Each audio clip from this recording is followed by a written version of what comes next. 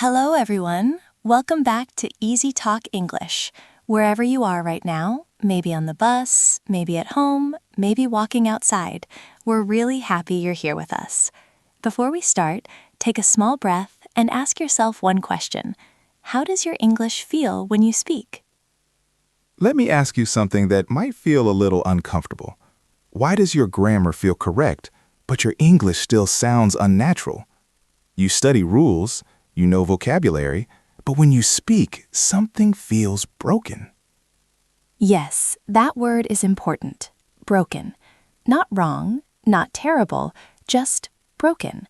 Like your ideas come out in small pieces instead of one smooth flow. Many learners speak like this. I woke up. I was tired. I went to work. Everything is correct, but it sounds robotic. There are long pauses between sentences, and you can almost hear the brain working too hard. Yes, that word is important. Broken. Not wrong, not terrible, just broken. Like your ideas come out in small pieces instead of one smooth flow. Many learners speak like this. I woke up. I was tired. I went to work. Everything is correct, but it sounds robotic. There are long pauses between sentences, and you can almost hear the brain working too hard. Now listen to this version. I woke up and I was tired, but I still went to work. Same ideas, same meaning, but it feels smoother, more natural, more human. So the problem is not grammar. The problem is connection. Learners often speak in pieces. They finish one sentence completely, stop, think again, then start another one.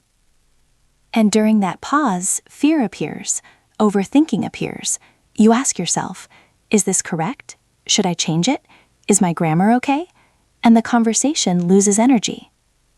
I've seen this many times in meetings.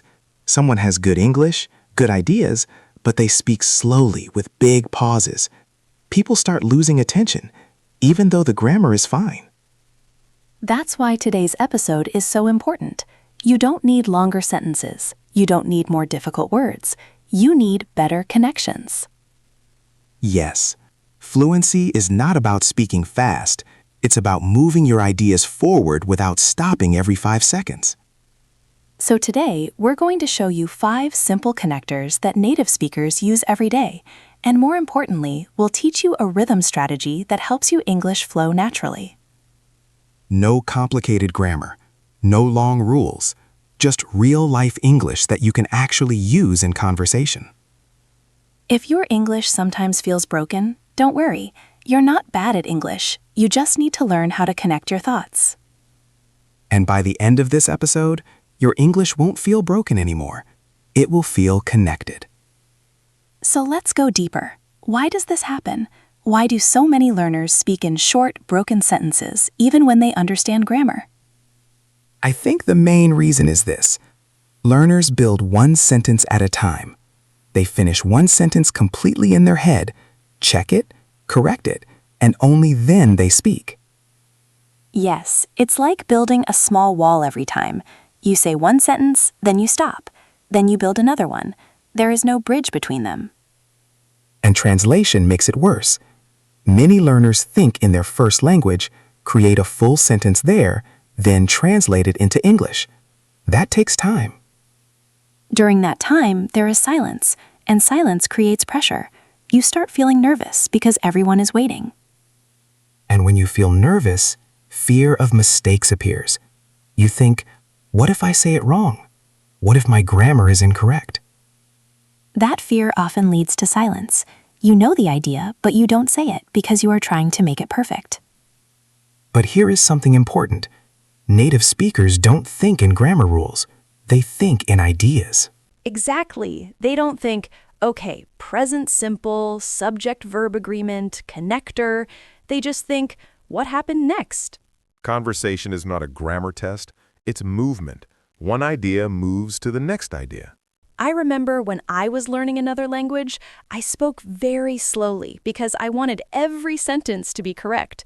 People were patient, but I could feel the conversation losing energy. I had a similar experience in a business meeting with international clients. My grammar was fine, but I was so focused on being correct that I paused too much. And what happened? I noticed that other people started speaking more, not because they were better, but because they were more relaxed. They connected their ideas smoothly, even if their grammar was not perfect. That's the key idea for today. Flow is more important than perfection. When you focus only on correctness, you freeze. When you focus on movement, you continue. Think about conversation like walking. If you stop after every step to check your foot position, you will never move smoothly. Exactly. You don't need to finish every sentence perfectly. You need to continue your ideas naturally. So here's the insight we want you to remember. Conversation is movement. Stop finishing sentences like they are final exams. Start continuing ideas like you are telling a story. When you shift from "is this correct" to "what's next," your English changes immediately. And that small mindset shift makes your speech feel connected instead of broken. Now let's make this very practical. You don't need 20 connectors, you don't need academic vocabulary. In daily English, 5 simple words are enough most of the time. Yes, and these 5 words are small, simple, and powerful. They are and, but, so, because, and or. Honestly, about 80% of daily English uses these words. Let's start with the easiest one, and. And is about continuation. It answers one simple question: what happened next? For example, broken version. I went home, I cooked dinner, I watched TV. It's correct, but it sounds flat. Now listen to the connected version. I went home and cooked dinner, and then I watched TV. Same ideas, but smoother. So if you don't know what to say next, just ask yourself, what happened next? Then use and. Now let's move to but. But is for contrast. It gives your sentence a little twist, something unexpected. Broken version. I wanted to go out. It was raining. Again, correct, but disconnected. Connected version. I wanted to go out, but it was raining. Now the listener feels the contrast. But makes your story more interesting because life always has small surprises. Next is so. So shows a result. It answers the question, what happened because of that? Broken version. I was tired. I went to bed early. Connected version. I was tired, so I went to bed early. Now the reason and result are clear. So makes your English logical.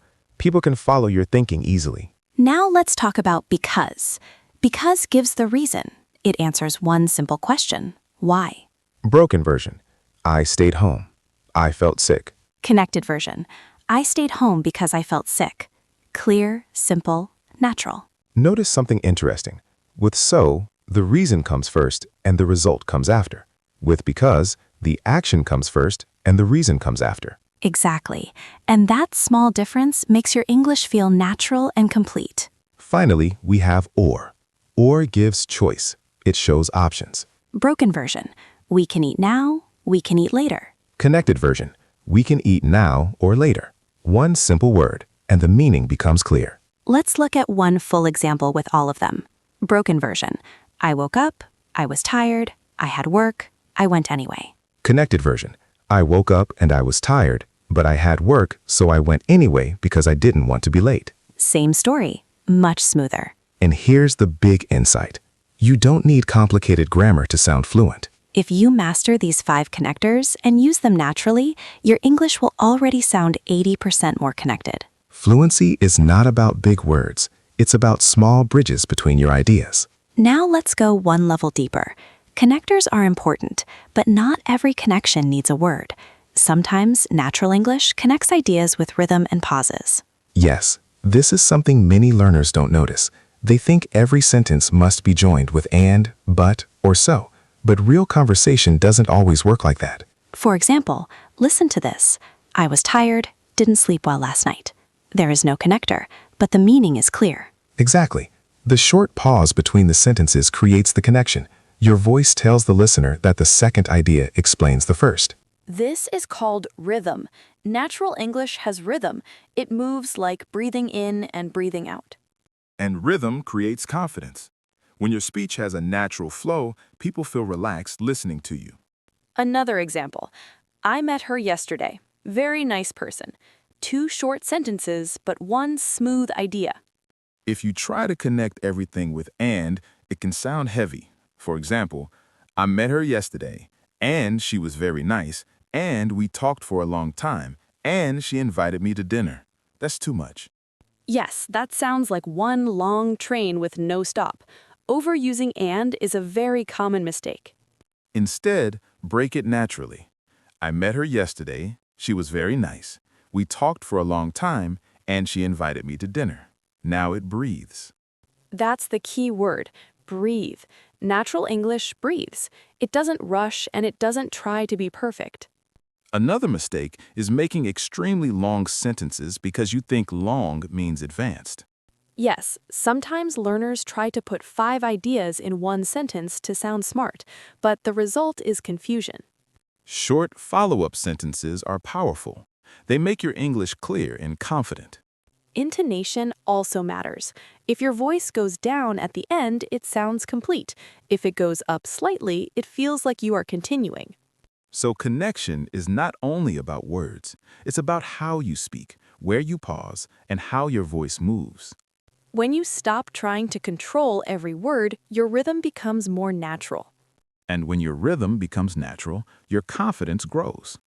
So remember this insight. Natural English breathes. Use connectors when you need them, but don't force them. Sometimes a short pause is enough to connect your ideas smoothly. All right, now let's talk about some very common mistakes. These are mistakes almost every learner makes at some point. Yes, and the first one is very easy to recognize. Too many ands. Like this. I woke up, and I brushed my teeth, and I had coffee, and I went to work, and I was tired. It feels endless. Exactly. 1 or 2 and is natural. 5 or 6 sounds mechanical. The solution is simple. Break the sentence, let it breathe. Second mistake. No connectors at all. Everything is separate. I woke up, I was tired, I went to work, I had a meeting. It sounds cold and disconnected. In that case, just add one small bridge. I woke up and I was tired, so I went to work early. You don't need to connect everything, just connect the main ideas. Third mistake. Overthinking connectors. Sometimes learners stop in the middle of speaking because they can't decide between so and because. Yes, and during that pause, confidence drops. Remember, the listener doesn't care if you choose the perfect connector. They care about understanding you. If you're not sure, choose the simplest one, or even use a short pause. Keep moving. And the last mistake is making super long sentences. Some learners think long sentences mean advanced English. But very long sentences are hard to follow. Even native speakers prefer 2 or 3 ideas at a time. Here's a simple strategy. Limit yourself to 2 or 3 ideas per sentence. Say the first idea, connect it, then move to the next. For example, I had a long day at work, so I went home early and watched a movie. 3 ideas, clear, smooth. And keep momentum. That's very important. Don't stop completely after every sentence. Think of it like riding a bicycle. If you stop moving, you lose balance. If you keep moving, even slowly, you stay steady. That's the insight for today. Flow is built, not memorized. You don't memorize fluency. You practice connecting ideas again and again until it feels natural. So don't aim for perfect sentences. Aim for smooth movement. And smooth movement will make your English sound confident and alive. All right, now let's practice in a real situation. Imagine it's Monday morning, and we're just talking about the weekend. Okay, let's keep it natural. Hey, Linda, how was your weekend? It was good, but a little busy. I wanted to relax, but I had some work to finish, so I stayed home most of the time. That sounds familiar. I met some friends on Saturday and we had dinner together, so I felt more relaxed afterward. Nice. Did you go out on Sunday or stay home? I stayed home because I was tired. Didn't sleep much the night before. See what just happened? We used and, but, so, because, or, and even short pauses. Nothing complicated. Now let's try a workplace example. Linda, how was your morning at work? I had a long meeting and we discussed a new project, so I need to prepare a report this afternoon. Was it stressful? A little, but it was productive. We had different ideas, but we finally agreed on one plan. That sounds positive. I had a quiet morning because some colleagues were working from home, so it was easier to focus. Again, notice the flow. The ideas move forward naturally. Now let's try something emotional. Linda, how are you feeling today? I'm a bit tired because I slept late, but I'm still excited to record this episode. I feel the same. I was tired this morning, so I made some coffee, and now I feel better. Listeners, now it's your turn. Repeat one of these sentences with us. For example, say, I was tired, so I went to bed early. Or say, I wanted to go out, but it was raining. Or even something simple like, I stayed home because I felt sick. When you repeat sentences in real context, your brain learns the rhythm. That's the insight here. Fluency equals repetition in context. Not memorizing grammar rules, but practicing real situations again and again. So keep speaking, keep connecting, and let your ideas flow naturally. All right, let's gently wrap this up. Today, we didn't learn complicated grammar, we learned something much more important. Yes, grammar does not equal fluency. You can know all the rules and still sound broken if your ideas are not connected. We talked about 5 simple connectors: and, but, so, because, and or. Small words, but very powerful. We also talked about rhythm. Not every connection needs a word. Sometimes a natural pause and clear intonation are enough. And most importantly, we learned this idea: flow is more important than perfection. When you stop trying to be perfect and start moving your ideas forward, your English becomes smoother immediately. Now we'd love to ask you something. How do you usually connect ideas when you speak English? Do you pause too much because you're thinking about grammar?